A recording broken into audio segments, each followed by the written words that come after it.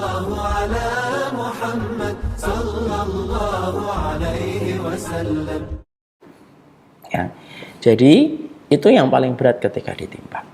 Ibnu Qudamah mendatangkan dalil lagi, yaitu ada 3 perkara yang nanti ditimbang dan perkara itu akan memberatkan mizan.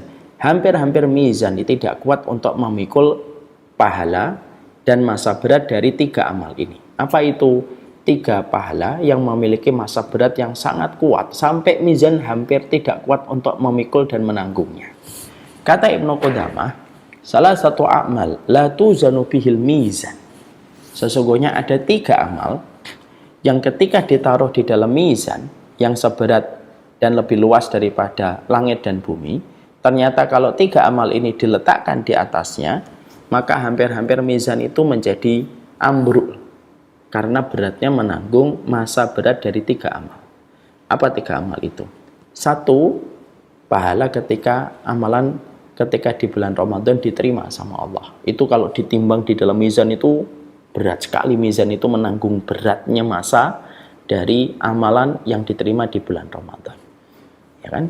Makanya kita mendapatkan dalam hadis qudsi yang menjadi dalil yang disampaikan oleh Ibnu Qudamah, was-shaumu li wa ana ajzi bihi. Puasa itu untukku, akulah yang mengganti puasa itu secara langsung. Aku yang menggantinya secara langsung, kata Allah. Berarti menunjukkan bahwasanya apapun amal, kalau yang memberikan pahalanya langsung Allah, yang memberitahukan dan menginformasikan, berarti amal itu berat. Sampai Allah sendiri yang turun tangan memberikan pahala pada amal itu. Yang kedua, kata Ibnu Qudamah, yaitu adalah memaafkan. Makanya di dalam surat Asy-Syu'ara Allah menyampaikan, faman afa wa aslaha fa ajruhu 'ala Allah. Siapapun yang terzalimi lalu dia memaafkan dan tetap berbuat baik setelah dia terzalimi tetap berbuat baik, fa ajruhu 'ala Allah. Maka pahalanya langsung diberikan oleh Allah secara langsung, cash oleh Allah, dan tidak dikurangi dan tidak diwakilkan kepada para malaikat. Jadi kalau ada di antara ibu dan bapak disakiti, lalu tetap kita maafkan, lalu tetap berbuat baik kepada mereka seakan-akan kita tidak pernah tersakiti, maka ibu dan bapak mendapatkan pahala yang besar. Pahala itu diberikan langsung oleh Allah, dan ketika pahala itu ditimbang di dalam mizan, hampir mizan tidak kuat memikulnya dan menahannya. Yang ketiga, yaitu kata Ibnu Qudamah, yang menjadi berat itu adalah pahala orang yang bersabar. Makanya Allah menyampaikan dalam surat Az-Zumar ayat yang ke-10, innama yuwaffas sabiruna ajruhum bighairi hisab. Pahalanya orang yang bersabar itu pahalanya tiada batas. Artinya ketika ditaruh di dalam mizan itu terus bertambah terus. Berat masa beratnya itu terus bertambah. Sehingga hampir-hampir mizan tidak kuat untuk memikulnya. Pastikan Bapak dan Ibu memiliki 3 ini sebelum kita pulang nanti menuju kepada Allah. Siapapun yang menyakitimu, maafin dan tetap berbuat baik. Maksimal di bulan Ramadan, tinggal 85 hari lagi kita masuk ke bulan Ramadan kembali, kalau tidak salah. Dan yang penting juga sabar dalam menjalani setiap perjalanan hidup rumah di dalam kehidupan kita. Maka itu menunjukkan kepada kita, perkataan Ibnu Hajar, perkataan Ibnu Qudamah merujuk kepada kita tentang satu arti, bahwasanya ketika manusia nanti setelah mereka melalui proses pengadilan Allah, berjumpa di dalam hisab, maka proses selanjutnya adalah ditimbang. Dan ketika yang ditimbang itu bukan orangnya, tetapi amalannya. Dan amalan kita akan menjadi satu benda pada waktu hari kiamat dan memiliki masa berat. Dan masa berat itulah yang akan menentukan beratnya pahala yang kita peroleh. Ada tidak orang yang mereka ketika pada saat itu tidak mendapatkan amalannya ditimbang? Ada, tidak ada amalan yang ditimbang. Sholatnya tidak ditimbang, puasanya tidak ditimbang. Siapa mereka? Mereka-mereka yang ketika mereka itulah ketika di dunia mereka beramal, niat mereka bukan karena Allah, maka tidak ada satupun amal. Kalau tidak diniatkan untuk mencari keridhaan Allah, yang mampu ditimbang di dalam mizan. Ya, kalau dalam satu ilustrasi, dia akan kebingungan, mana sholatnya, mana puasanya, mana sedekahnya. Sudah tidak ada. Karena ketika dia melakukan itu semuanya, dia melakukan karena dunia. Dan dia sudah mendapatkan dunia. dan tidak ada lagi yang bisa ditimbang di dalam mizannya Allah pada waktu hari kiamat. Itulah yang dimaksudkan oleh Allah di dalam surat Hud 15 dan 16. Allah berfirman, A'udzubillahi minasyaitonirrajim. Ya. Di dalam surat di dalam ayat yang 16 itu apa itu? Surat Hud itu. Mangkana yuridud dunya wa zinataha nuwaffi ilaihim a'malahum fiha wa hum fiha la yubkhasun. Ulaika alladzi laisa lahum fil akhirati illan nar wa habita ma sana'u fiha wa batilum ma kanu ya'malun. Makanya Allah menyampaikan untuk menjadi sebuah peringatan untuk kita. Siapapun yang beramal untuk dunia, hati-hati. Mungkin kita mendapatkan dunia, tapi tidak lagi tersisa pada kehidupan di pengadilan Allah di dalam timbangannya. Allah menyampaikan di dalam surat Hud 15 dan 16, barang siapa manusia tidak ada yang diinginkan kecuali adalah untuk dunia, kami berikan dunia untuknya.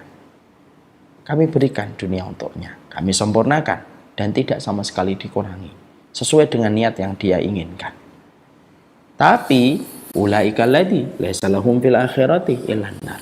Tapi nanti di akhirat tidak mendapatkan apapun kecuali neraka. Sia-sia apa yang mereka lakukan, batal atas apa yang mereka usahakan. Artinya, sholatnya, puasanya, sedekahnya, hajinya, umrohnya, ketika semuanya diniatkan untuk dunia, tidak bisa dikonvensi menjadi benda yang memiliki massa berat dan tidak bisa ditimbang. Ya, itu hati-hati sama hati kita. Semua perkara itu sesuai dengan niat yang kita tanam.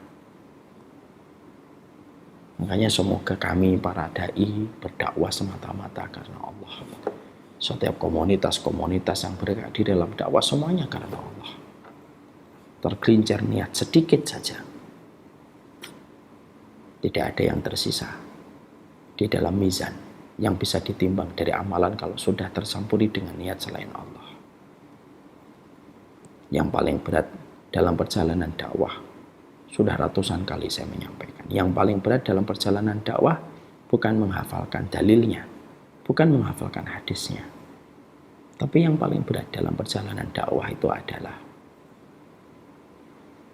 menghadirkan hati ikhlas karena Allah kita beramal, supaya amal itu bisa menjadi benda yang memiliki massa berat ketika ditimbang di dalam mizannya Allah. Itulah yang kita harapkan dan kita doa. Semoga Allah jaga amalan terbaik kita. Ada pendapat yang kedua, bahwasanya yang ditimbang bukan amalnya, tapi manusia dan amalnya jadi satu. Yang ditimbang dan yang diletakkan itu adalah manusianya. Maka yang menunjukkan itu sebagaimana dalam sebuah riwayat Muslim, ya, dikatakan oleh Rasulullah, innahu la yu'tar rajulu al-adhimu as-saminu yaumal qiyamati la yazinu indallah janaha ba'udatin. Lalu Nabi membaca sebuah ayat di dalam salah satu ayat surat Al-Kahfi 105, fala nuqimu lahum yaumal qiyamati wazna. Dikatakan sesungguhnya pada hari kiamat ada seorang laki-laki, ya, dia memiliki postur yang gede, gemuk sekali, ya. Maka sesungguhnya dia gemuknya luar biasa. Sebagian riwayat mengatakan gemuknya sebagaimana gajah.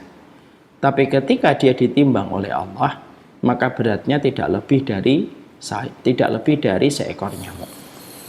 Lalu Nabi membacakan salah satu ayat di dalam surat Al-Kahfi 105. Dan kami tidak mengadakan satu penilaian bagi amalan manusia pada hari kiamat itu. Ini hadis riwayat Bukhari dan hadis riwayat Muslim ini menggambarkan kepada kita pendapat yang kedua, yang ditimbang bukan akhlaknya, yang ditimbang bukan pahalanya, yang ditimbang bukan amalnya, tetapi yang ditimbang adalah manusianya. Ini pendapat yang kedua. Pendapat yang ketiga yaitu adalah pendapat ketika yang ditimbang itu adalah lembaran-lembaran catatan yang dituliskan oleh malaikat Raqib dan Atid. Maka lembaran yang ditulis oleh malaikat Raqib ketika mereka menjadi saksi atas apapun yang kita lakukan, itulah yang ditimbang oleh Allah. Sebagaimana kita paham pada surat Qaf, ma yalfidhu min qaulin illa ladaihi raqibun atid. Dan tidaklah setiap manusia apapun yang mereka ucapkan, apapun yang mereka perbuat, kecuali mereka akan kecuali mereka didampingi oleh malaikat raqib dan atid. Lah, setiap apapun yang ditulis malaikat raqib itulah yang ditimbang. Apapun yang ditulis oleh malaikat atid itulah yang ditimbang. Maka pada saat itulah kita mendapati ini merupakan inilah yang menjadi yang ditimbang oleh Allah Subhanahu wa taala.